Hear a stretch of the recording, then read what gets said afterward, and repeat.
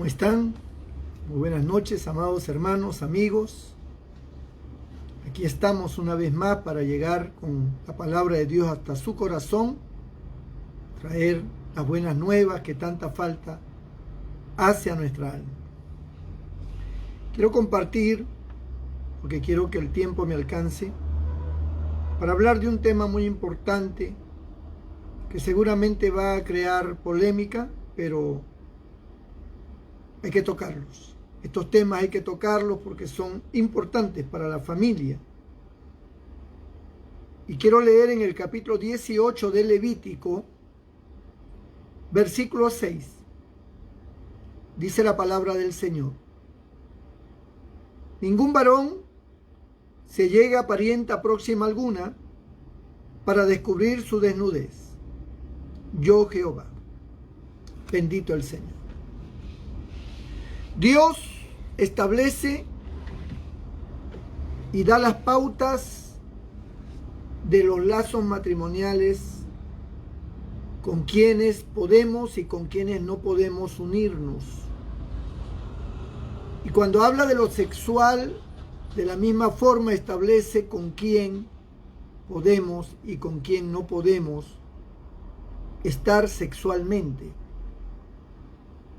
La Biblia es clara y contundente. Por ejemplo, la Biblia dice, y en el Antiguo Testamento, que es el tiempo de la ley, porque algunos dicen, pero en el Nuevo Testamento no dice nada. Sí dice, pero no de la manera en que lo decía en el Antiguo Testamento, porque en el Antiguo Testamento se estableció la ley. Y la ley era clara. La ley era clara. Entonces, por ejemplo, la Biblia señala: no tendrás cópula con animales, es decir, no tendrás sexualidad con animales. Condenado. La Biblia dice: no tendrás sexualidad sin haberte casado. Fornicación. Lo condena la Biblia. La Biblia dice: no tendrás sexualidad o sexo con una mujer que no sea tu esposa, o aparte de tu esposa, con otra mujer, no tendrás sexo con ella porque se llama adulterio. La Biblia dice: no tendrás sexo un varón con otro varón. La Biblia dice: no tendrá sexo una mujer con otra mujer. Y al final, que es el tema del cual quiero desplayarme, no tendrá sexo con pariente próximo alguno. ¿Quién es mi pariente próximo? Hay que definir que hay dos clases de parientes. El pariente consanguíneo, que por cuestión de sangre son los parientes cercanos, y también los parientes afines, que por cuestiones matrimoniales ambas familias se hacen una sola, pero no por un hecho consanguíneo, sino por un acto matrimonial. Entonces interviene el suegro, el cuñado, la familia de ellos, la familia tuya, por afinidad, por matrimonio, mas no por una cuestión consanguínea. No hay relación sanguínea con ellos pertenecen a otra familia, a otro árbol genealógico, pero son familiares afines. Ahora, consideremos lo que es parientes cercanos, parientes consanguíneos, cercanos. Siempre empezamos con uno, ¿no? Usted se tiene que poner en primer lugar. Yo, usted, ¿no? Entonces comenzamos por uno y decimos: bueno, mi pariente próximo ascendente, es decir, nuestros ancestros, viene a ser mi padre y mi madre. Mi padre y mi madre es el pariente más próximo que tenemos porque nos ha engendrado, nos ha concebido, y de ellos hemos nacido nosotros. Entonces, de forma ascendente, en línea recta, están mis padres. Luego de mis padres están mis abuelos. Abuelo por parte de papá, abuelo por parte de mamá. Son parientes cercanos, consanguíneos. Luego viene el bisabuelo o los bisabuelos, que son parientes también cercanos. Los bisabuelos. Y la cuarta generación que la Biblia habla, que nosotros podremos ver hasta nuestra tercera y cuarta generación. Nuestra cuarta generación viene a ser nuestro tatarabuelo y tatarabuela, que muy pocos conocen, ¿no? Ya en estos tiempos, ya algunos no conocen ni a su abuelo, porque ya mueren pronto. Pero antiguamente los hombres duraban más tiempo, ¿no? Morían a los 100 años, 90 años. Ahora ya no, a los 70 ya están con las maletas hechas. Entonces, muy poca gente ha llegado a conocer a sus tatarabuelos, a sus bisabuelos. Han llegado a conocer a sus abuelos. Desde pequeñitos se acuerdan vagamente de sus bisabuelos o de sus tatarabuelos, pero muy vagamente. No los han llegado a recordar. Entonces, en esa línea recta ascendente hacia arriba, vuelvo a repetir, están nuestros padres, nuestros abuelos de papá y mamá, nuestros bisabuelos de papá y mamá y nuestros tatarabuelos. De manera descendente están nuestros hijos, están nuestros nietos, nuestros bisnietos y nuestros tataranietos. O sea, en línea vertical, ascendente y descendente, tenemos todos estos parientes consanguíneos y cercanos. Pero aparecen otros parientes consanguíneos cercanos también, que son los hermanos de nuestros padres, ¿no? Nuestros padres tienen hermanos y ellos son llamados o considerados tíos, porque son hermano de mi papá, hermana de mi mamá, son nuestros tíos. Son parientes cercanos porque son consanguíneos. Es hermano de mi mamá, hermano de mi papá. Pero estos tienen hijos. Y esos hijos de nuestros tíos son nuestros primos. Son parientes cercanos. Porque son consanguíneos, cercanos, hijo de nuestros tíos, hijo del hermano de mi papá, hija de la hermana de mi mamá.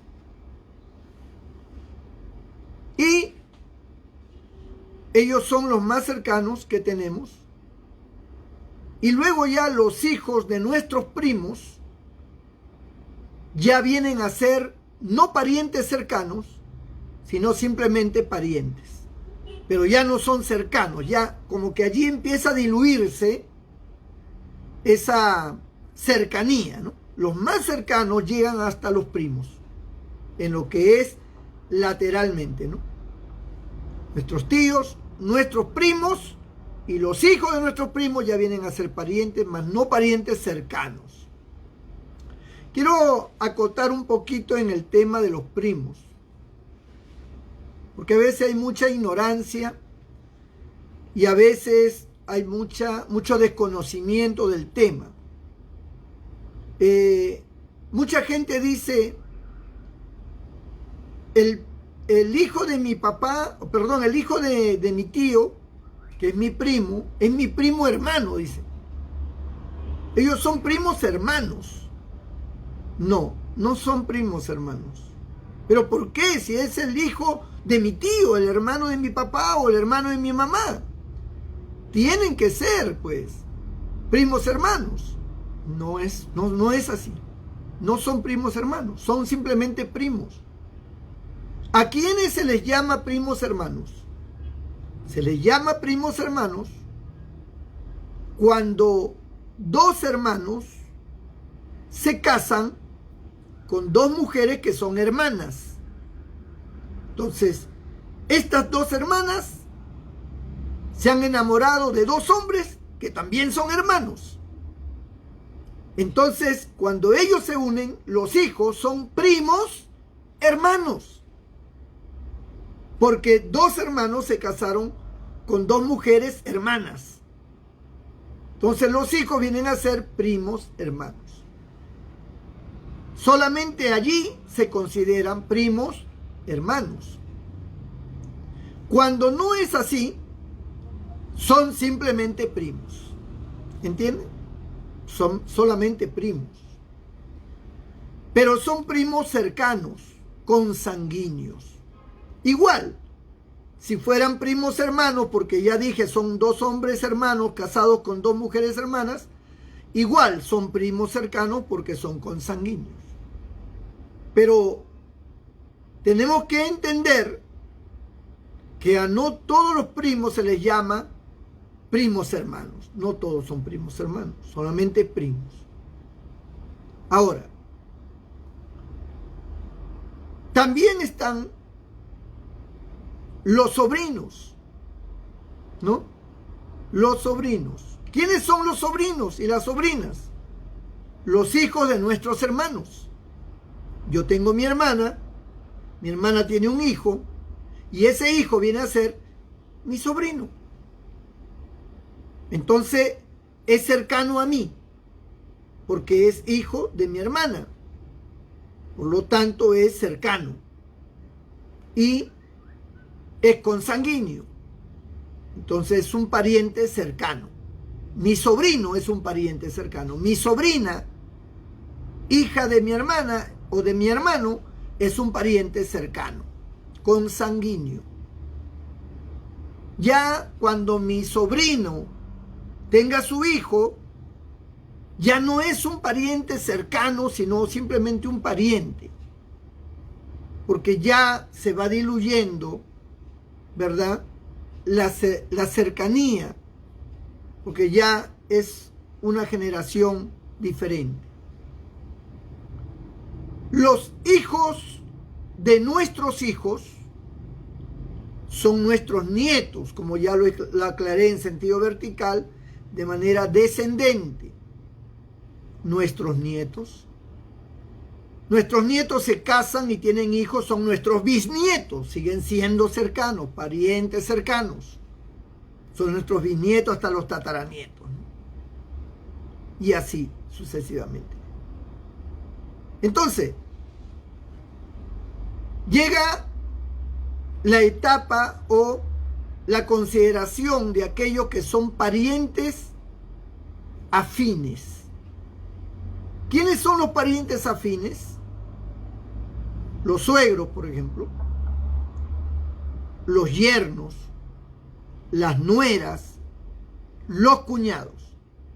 Son los parientes afines y se les considera parientes cercanos. ¿Por qué? Porque aunque son de otra familia diferente, sin embargo, por estar casado con la hija o con el hijo de ellos, automáticamente hay una afinidad familiar, se unen las dos familias y tanto el suegro como la suegra, el cuñado y la cuñada, el yerno y la nuera, se convierten en parientes cercanos. La Escritura dice: no tendrás relaciones sexuales con pariente cercano alguno. O sea, no puedes tener relación sexual, escuche, ni con tu papá, ni con tu mamá, ni con tu abuelo, ni con tu abuela, ni con ningún otro, hasta el tatarabuelo. No puedes tener relación sexual ni con tu hijo, ni con tu hija, ni con tu nieto, ni con tu nieta, hasta el tataranieto. No puedes tener relación sexual con tu tío o con tu tía, sea de papá o de mamá, ni con el primo, ni con la prima, porque son parientes cercanos. No puedes tener relación sexual con el sobrino, con la sobrina, porque son hijos de tus hermanos. Son parientes próximos, son parientes cercanos. No puedes tener relación sexual con ellos. No puedes tener relación sexual con tu suegro, con tu suegra, porque Dios lo condena. No puedes tener relación sexual porque aunque no son parientes consanguíneos, son afines por cuestión matrimonial.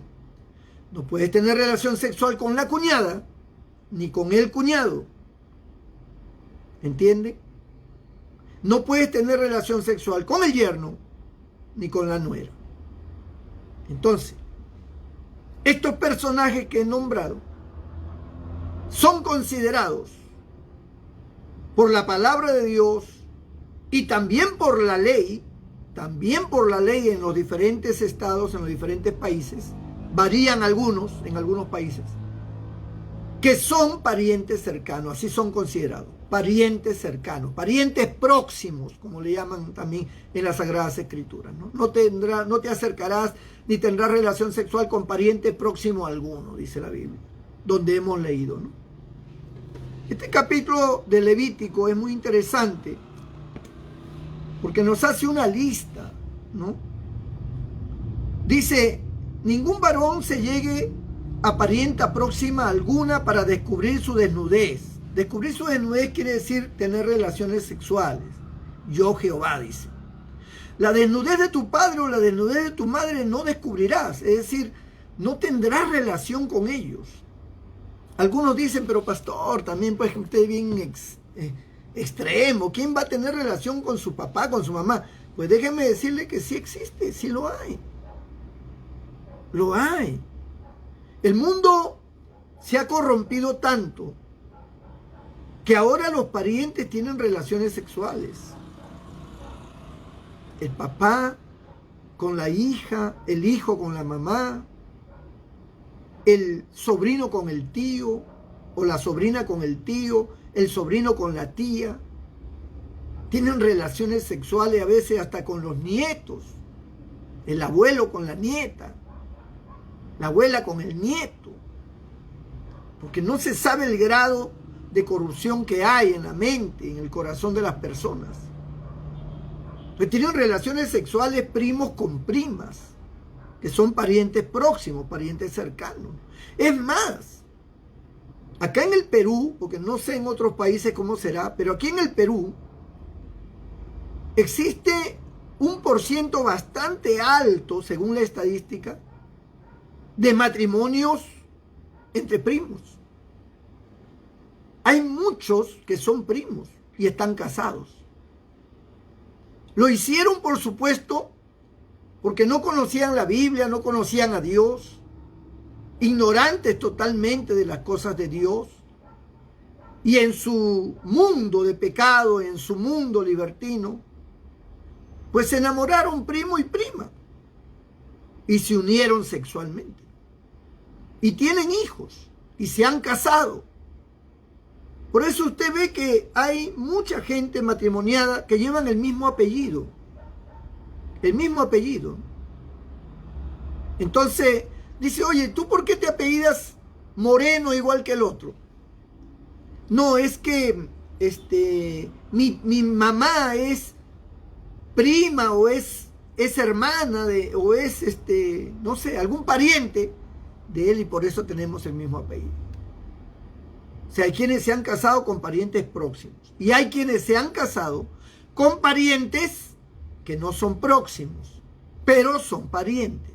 La Biblia condena al pariente próximo, no al pariente lejano, ni al pariente que ya salió del marco consanguíneo y cercano. Pero los cercanos, quiero una vez más repetirlo, para que usted lo comprenda bien y se lo enseñe a sus hijos. No cometan errores. Los cercanos son los parientes en línea vertical ascendente, padres, abuelos, bisabuelos, tatarabuelos. En línea descendente, hijos, nietos, bisnietos, tataranietos. En línea lateral están los tíos, los primos, los sobrinos. En afinidad están los suegros, están los cuñados, cuñadas, están los yernos, están las nueras. Todos estos que he nombrado son parientes próximos, sea por afinidad o por consanguíneos, ¿no? Son próximos. No puede haber una relación amorosa, sexual, entre las personas que he mencionado de acuerdo al árbol genealógico de cada familia.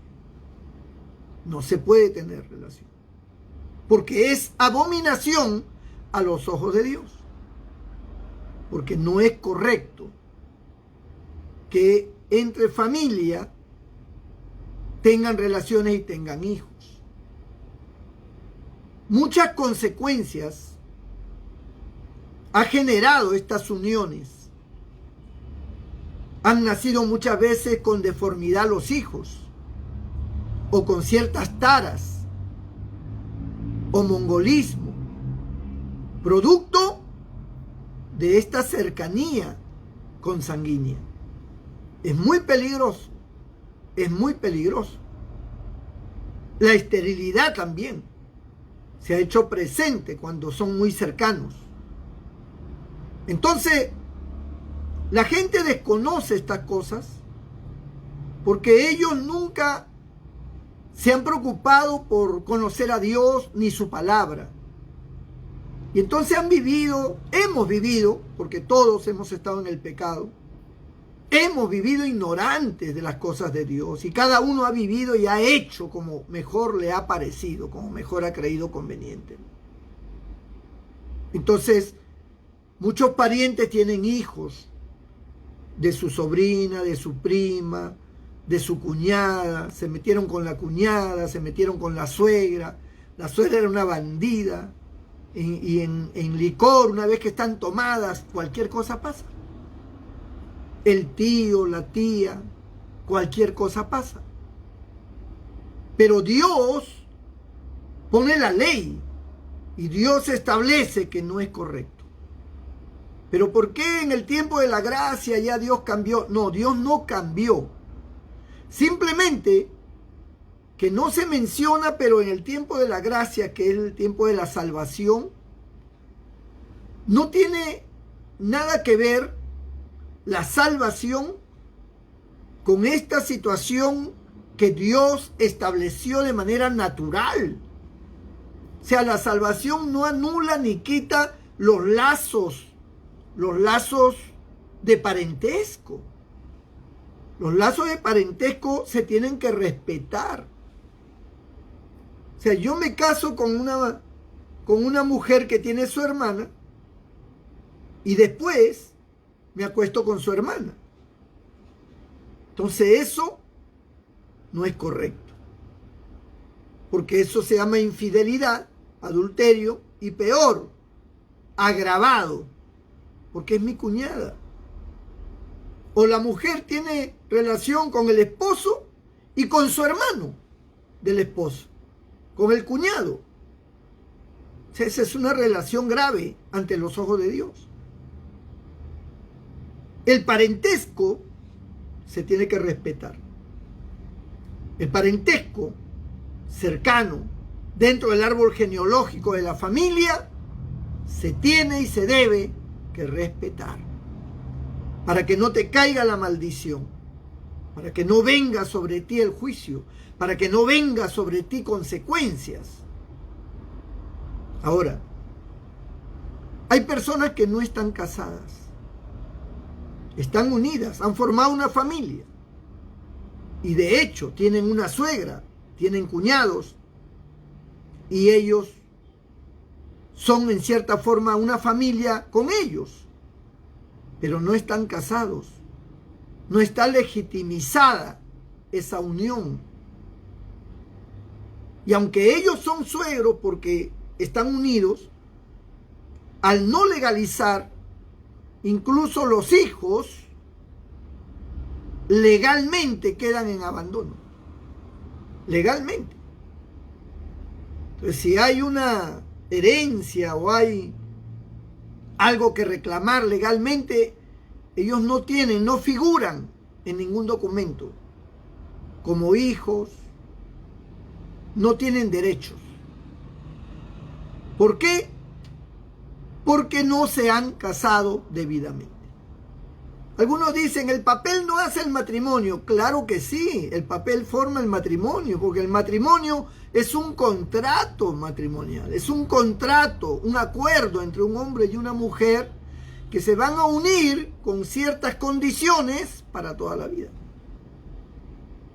¿Cómo tú vas a decir que un papel no hace el matrimonio? Esa es una ignorancia. Ese es como decir un certificado o un título de ingeniero no hace al ingeniero. Bueno, como ingeniero, él lo puede ser, pero no está acreditado si no tiene el cartón, si no tiene el certificado o el título. Si no tiene el título, no está certificado y por más planos que haga, no los puede firmar. Porque no tiene sello, no tiene cómo acreditar que es un ingeniero, aunque conozca bien la ingeniería, aunque se lo sepa de memoria, no puede, no está acreditado. Usted puede ser un buen chofer, pero usted no puede manejar sin licencia de conducir, porque la licencia de conducir lo acredita a usted que usted es un chofer.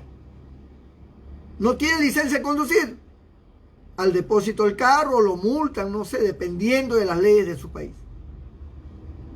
Entonces, la gente a veces quiere evadir o justificar acciones ilegales, aludiendo de que un papel no es nada, que un papel no es esto, que un papel otro. No, sí importa, sí es importante. Confirma la legalidad, confirma que estás dentro de la ley. De lo contrario, es como aquellos que, por ejemplo, que no tienen documentos. No tienen DNI, que se usa acá en el Perú. No tienen partida de nacimiento. Ningún documento los acredita. Entonces, están en el mundo, están en el Perú, pero es como si fueran fantasmas. Ellos no pueden accionar en ningún trabajo porque no tienen documentos. Es como si fueran ilegales. Son ciudadanos peruanos, pero ilegales porque no tienen ningún documento. ¿Cómo tú puedes tener un seguro social? ¿Cómo tú puedes trabajar? ¿Cómo puedes estudiar si no tienes un documento? Necesitas un documento de identidad. Entonces decir, no, pero yo sé trabajar, yo sé hacer, yo no necesito un documento. Si lo necesitas, no sea necio, no sea necia. Y no ponga esas cosas absurdas. El matrimonio se necesita el certificado de matrimonio para que esté debidamente legalizada la unión ante Dios y ante los hombres. Por eso es que el matrimonio verdadero es el que se hace en el registro civil. Es el matrimonio verdadero. No es el que se hace en la iglesia. Un pastor te puede casar, un sacerdote católico te puede casar, pero ese documento es inválido. Eso no acredita un matrimonio. Es solamente una ceremonia, es solamente una cuestión sacramental, pero no legal. Si tú quieres estar matrimoniado legalmente, tienes que ir al fuero civil, tienes que ir a la municipalidad para que el alcalde te case o su representante te case, y ahí en el órgano civil, en el registro civil, ahí es donde te dan tu certificado de matrimonio. Y con ese certificado tú tienes derechos. Y puedes realizar y emprender todo tipo de negocios, asegurando a tu familia con ese documento. ¿No tienes ese documento? No sé, yo puedo decir, no sé, no conozco a esta mujer. ¿Cómo que no? Si estamos 5 años juntos. Sí, no te conozco. Pruébame pues que tenemos 5 años, que somos casados. ¿Tienes algún documento, algo que somos casados? No, entonces no te conozco. No sé de qué hablas. Y como no hay un documento, no puede hacer nada. Quiero terminar diciéndoles que esto que he hablado es importante. Porque muchos de ustedes, los que ya están casados con algún pariente próximo, los que ya tienen hijos, definitivamente quédense como están. Lo hicieron por ignorancia, no conocían a Dios. Quédense como están, no se preocupe más. Dios, si usted se arrepiente de su pecado, le perdona de sus pecados. Le limpia de todo pecado, lo hace nueva criatura y ya. Ella es su esposa, si sea su prima, si sea su sobrina, su tía. Es su esposa, es su esposo. Lo hizo por ignorancia. No conocía a Dios, no conocía la palabra de Dios. Pero aquellos que están solteros no pueden tener ese tipo de relación, porque van a ofender a Dios. Y esto se los enseño para que ustedes aprendan lo que es vivir bajo el temor de Dios. Déjame orar por ti en esta hora.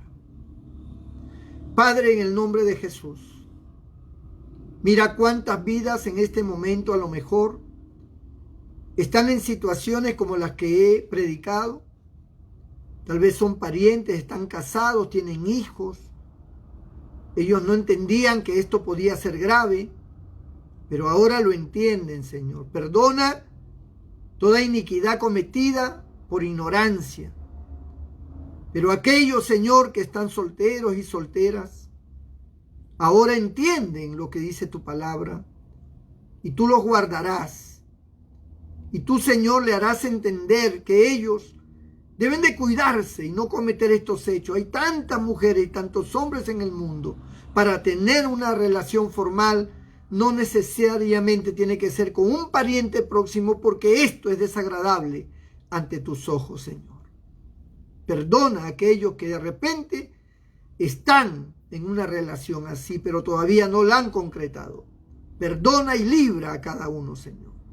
Y los que están enfermos, Señor, tócalos y sánalos. Quita sus males. En el nombre de Jesús. Amén y amén. Dios te bendiga, mi amigo, mi hermano. Nos vemos mañana a las 8 de la noche, como siempre, por este mismo medio. Dios mediante, estaremos mañana. Dios te bendiga.